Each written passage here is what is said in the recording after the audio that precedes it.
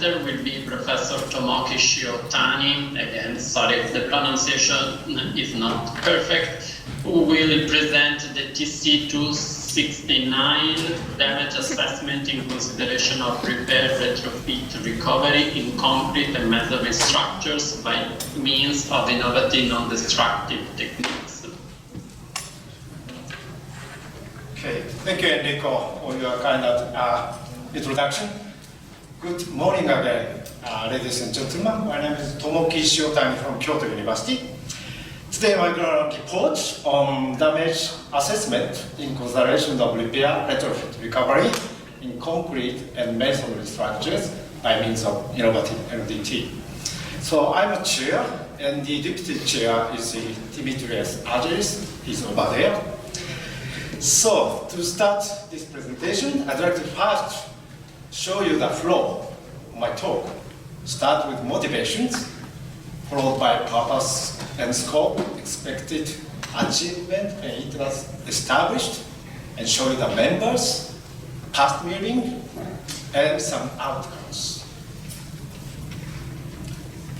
Yes, 2012, this kind of accident happened in Sasago Tunnel, that's connecting west side of Tokyo and Nagoya. So the panel separating the upper half and down half of the tunnel has been collapsed with a manner of chain reaction due to deterioration of anchor board that suspend the concrete panel to the lining of the tunnel. So with this accident, unfortunately, 9 people died, 5 casualties. So it's enough number to change the Japanese program of the budget, especially for infrastructures. And with this trigger, it has been issued periodic inspection with close visual observation in the span of 5 years that have been regulated in the Road Act in 2014. We classified 4 types of state level. The first one is intact. Second one is proactive maintenance. Third one is early measure level. And the final one is urgent measure should be necessary. Okay? And this is the result for the first cycle, 5 years, between 2014 to 2018. The upper case shows the result of bridges, and the bottom shows the case of channel. So as you can see for the bridges, for example, we have 700,000 bridges. We all effective that with the visual observations. Sometimes we tap, sometimes we touch, and try to classify it into this 4 groups. Now for the tunnel, now for the bridge, 41% was intact. However, the other 60s, for example, LH1 is the, proactive maintenance level, and the pink one shows the early measure level, and the red one is the urgent measure level. That's conquers 60%. Okay, upon this result, some of the infrastructures has been started for their repair. So this is the repair rate for the case of level 3 and 4.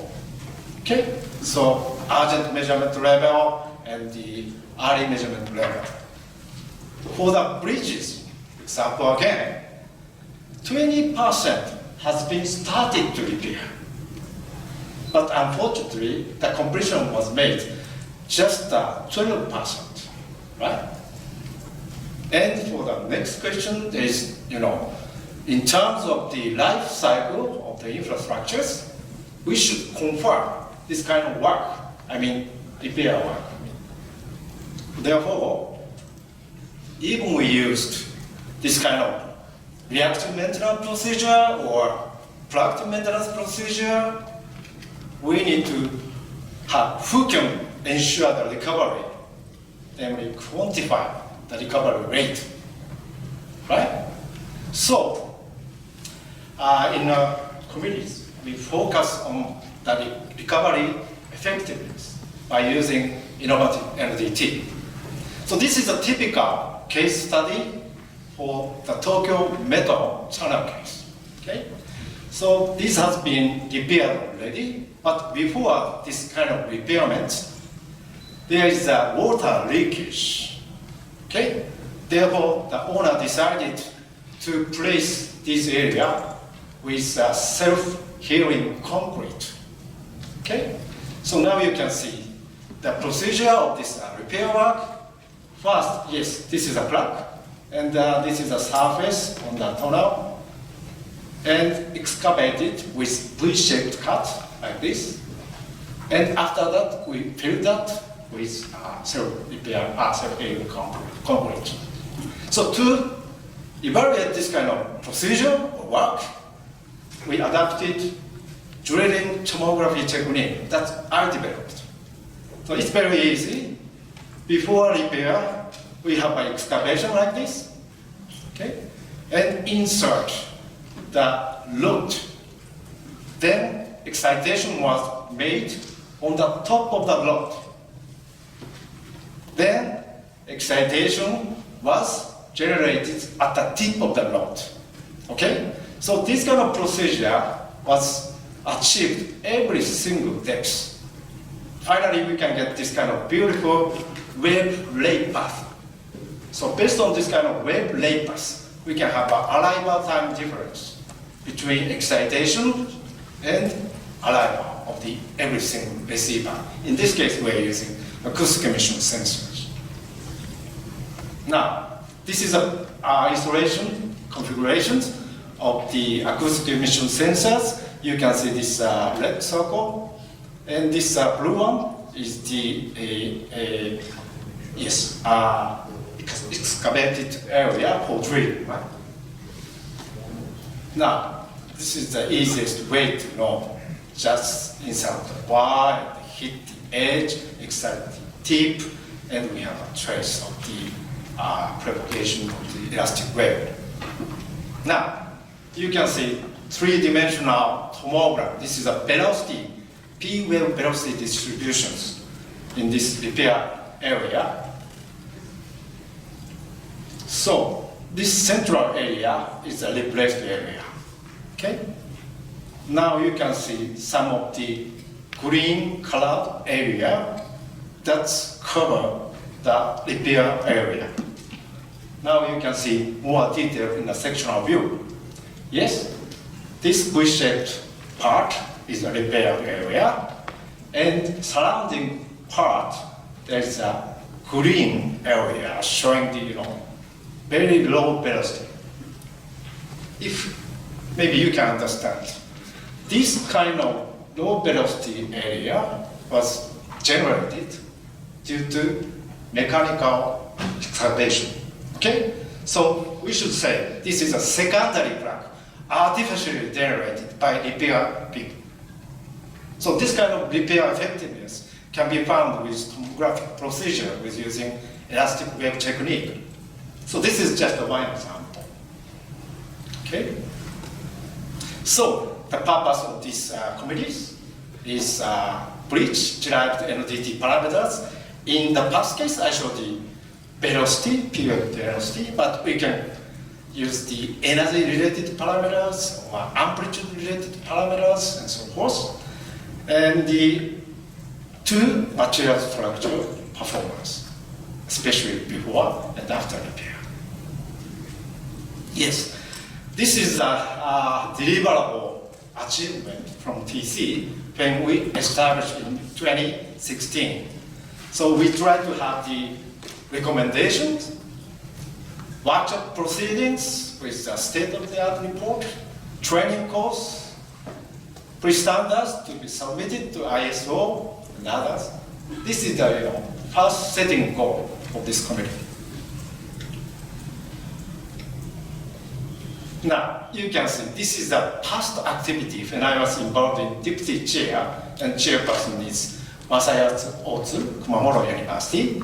So with this past activity, we first established NDIS, that's a non-destructive inspection standard issued by Japanese Society for on-site inspection, and we modify those kind of standards to the Rilem recommendations in 2010 in this case.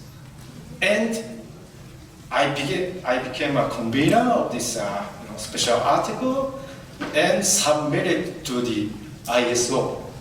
So you can see my, how can I say, effort, almost 9 years, and succeeded to publish 3 types of ISO standard based on the outcome of this committee.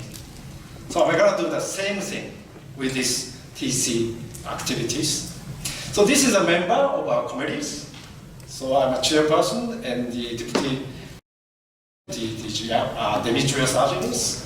And you can see the nationality for the members.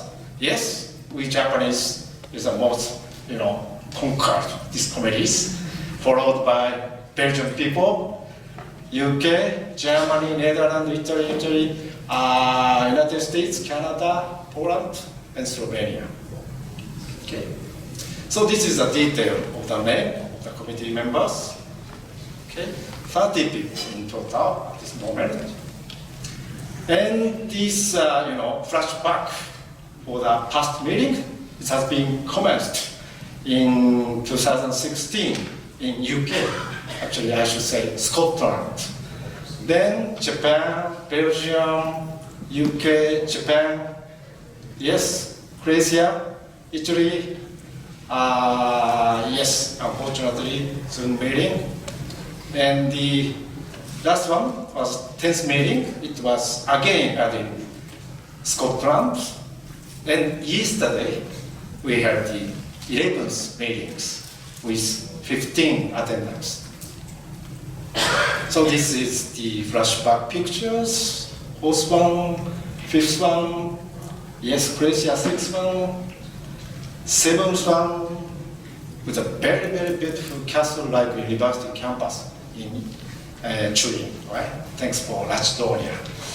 Anyhow, 8th, 9th meeting, 10th meeting, only limited people are there due to that, after that, COVID-19, not after, with COVID-19. And this is yesterday's meetings output. So now I'd like to expect to have an outcome, roughly 2. One is the Rilem recommendations. So we almost finalized the same activity in NDIS, as I already explained to you. It could be finalized in this month, right? Then we are now modifying that with the Rilem standard, and it's now ready to submit, thanks to Mr. Watabe with Toshiba Corporation. And we are also ready to have some state-of-the-art report with a special issue on damage evaluation and repair effectiveness in infrastructure by non-self inspection in the open access journal of developments in the built environment. So you can see the detail with this URL. And the future, as I explained, I'm gonna submit those recommendations to the real standard, namely ISO. Now, this is the overview, what we are doing now for the NDIS activity and what we are going to do in the Rilem activities. As you can see here, standardization of damage evaluation method for concrete members. We are now active about this kind of issues. And yes, will be enacted soon in this year. This is a member, and the red colored one is the same member with the Rilem. This is the draft preparation working group between 2019 to 2020. And this is the drafting committees between 2021 to 2022. So these kind of members, including the specialists for digital equipment or sensors, or those kind of guys, all incorporated in this list. Therefore, except for Rilem member, there are several members from aerospace guy, mechanical guy, electrical guy, all those guys. So roughly speaking, we are now preparing 2 recommendations. Okay, we try to focus on the damage visualization, quantification by using elastic web technique. So roughly we can say one is active technique, the other is passive technique. So as you can see this one, you can image, this is a concrete bridge deck. As somebody knows, express highway companies' budget for their maintenance, 70% of budget they paid the replacement of the concrete bridge deck or repair of the concrete bridge deck. So huge budget have been used for this kind of concrete bridge deck. So before a repair conducted, we should first quantify the damage in terms of degree of damage, in terms of area of damages, right? Therefore, the active method, we are going to use the artificial impact like this, or naturally generated precipitation droplet. Then, if we can distribute those kind of artificial droplet, for example, rainfall, uniquely on the surface of the concrete of the bridge deck, if we listen to that droplet excitation with a suitable number of sensors, okay, the source of the acoustic emission or artificial source will be should be evenly distributed. However, if there is an interface, laterally developed shears plaque, all those excitation has been blocked.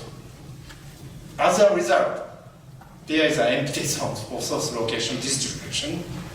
So this is the easiest way to know the shears damage for concrete bridge deck by using artificially generated sound or naturally generated sound by using precipitation, for example. The other technique is a passive. Yes, this kind of technique is useful for knowing shears damage. Unlike that passive, we try to more specify the degree of damages with using elastic web technique. That means acoustic emission. So I'm going to show you more detail about the passive method with verification experiments. So this is the concrete bridge deck as I explained, right? And once you can see the bottom, there's no ground. But this concrete bridge deck has been decided to replace the new one. Okay, so before I replace the new one, we put the sensor on the bottom side, okay, and we try to have an acoustic emission due to the active load, mobile load. If you are not interested in the acoustic emission, I should explain the character of acoustic emissions. Acoustic emission is destructive testing. Why? Yes, clanking noise we are detecting. But in this case, we try to listen to the emission due to the dislocation or friction from existing damage. So this is real non-destructive testing with using acoustic emission activity. We said it's secondary acoustic emission. Anyhow, with a mobile load or a slight stress variation, internal variation, we can have the acoustic emission sources, and we can determine the density of the acoustic emission source like this. And with a manner of acoustic emission tomography, it's a little bit complicated by, as an excitation source, we are using, spontaneously using the, secondary emission. And based on the arrival time difference, we try to estimate the velocity of the P wave in this plate, for example. So we can prepare two index. One is the acoustic emission source density, the other is velocity structures. Now the acoustic emission, yes, and the velocity, we can have the table like this. So roughly speaking, if we have a very, very small velocity, that means a small elasticity of the material. And if we have a, how can I say, small acoustic emission events, that estimates as the seriously damaged conditions. Maybe it's paradox from the conventional acoustic emission activities. You learned that if the damage progress, yes, many emissions will have. But this kind of seriously damaged case, if there's a crack, there's no emission. But with the critical crack, yes, we can have an emission. So based on those kinds of facts, we can have this kind of table. Okay? So this area, yes, red area and blue area, we try to have a verification with taking the sample. Okay? So red area could be deteriorated, and blue area could be critical states, but not so well deteriorated. Okay? This is based on this criteria table, right? Okay, now you can see the result. Yes, as we estimated, this red area, the laterally developed plural number of cracks can be observed. Contrary to this one, yes, for the blue one, even we can see the microscopic cracks are there, but no serious cracks are there. So this table can be applicable for the real structures, right? So this is a damage evaluation flow. For the first, I mentioned active technique, start and get acoustic emission source and see the intensity and try to see it was good, bad. The other one is try to have the two indices. One is the density of acoustic emission sources. The other one is the velocity. We can judge it was seriously or intermediately or minor deterioration with this kind of table. This is the flow of the recommendations. So now, as I showed, active method and passive method, it's a final stage for the publication in NDIS. That's it's already assigned the number 2434 and 2435. And we are ready to submit these two type of draft to the Rilem recommendations. Will be submitted within a couple months. Okay, and for the state-of-the-art report, we're gonna summarize all those ideas into this journal. And Dimitrios and I will be involved in elastic wave technique, and the Giuseppe Lacidonia, twin guys, he's working with ERS and assess the retrofit in Masonry, and Eleni Zangori will be working for the assessment of self-healing, and other members are expected to be a volunteer to contribute to summarizing the field of their experience, a couple of pages. Okay, that's all of my presentation. Thank you very much.